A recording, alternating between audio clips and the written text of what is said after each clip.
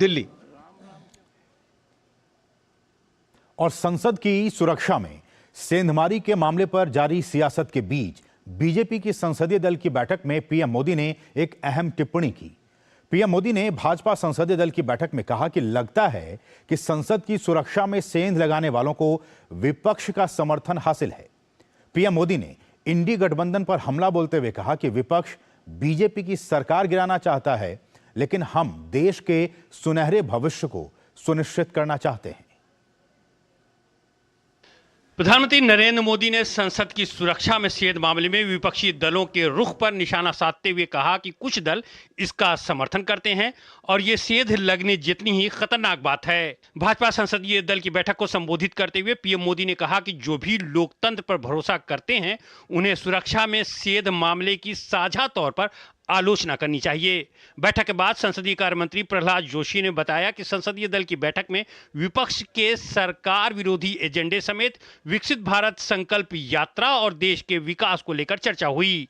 जो भी व्यक्ति डेमोक्रेसी में, प्रजाप्रभुत्व में उनका विश्वास है, इसको घोर खंडन करना था। इसके समर्थन का भाषा जो उपयोग कर रहे हैं, ये तो इट इज मोर डेंजरस। जो एक्ट हुआ है उससे ही कंसर्न, उतना ही कंसर्न इस भाषा का है, ये भी माननीय प्रधानमंत्री जी ने उल्लेख किया है। पीएम मोदी ने इंडी गठबंधन पर हमला बोलते हुए कहा कि विपक्ष बीजेपी की सरकार को गिराना चाहता है, लेकिन हम देश के सुनहरे भविष्य को सुनिश्चित करना चाहते हैं। पीएम मोदी ने कहा कि विपक्ष का आचरण सुनिश्चित करेगा कि 2024 के चुनाव में उसकी संख्या कम होगी और भाजपा को संख्या में लाभ होगा। विधानसभा चुनाव में हार से विपक्ष बौखला गया है और हताशा में संसद को बाधित कर रहा है। ये जो ब्लॉक कर रहे हैं, जो अवरोध पैदा कर रहे हैं, ये उनकी हताशा है 3 प्रदेशों में हार के कारण। तो इसका मतलब यही है कि विपक्ष के लोगों को मालूम है कि उनको विपक्ष में ही बैठना है, इसलिए अपने चाल, चिंतन और सोच में कोई बदलाव नहीं कर रहे। उनकी संख्या और छोटी होने वाली है, इसलिए उनका पूरा व्यवहार, आचरण भी उसी प्रकार का है। ये बहुत दुर्भाग्यपूर्ण है। पीएम मोदी ने विकसित भारत संकल्प यात्रा में भागीदार बनने का आह्वान किया।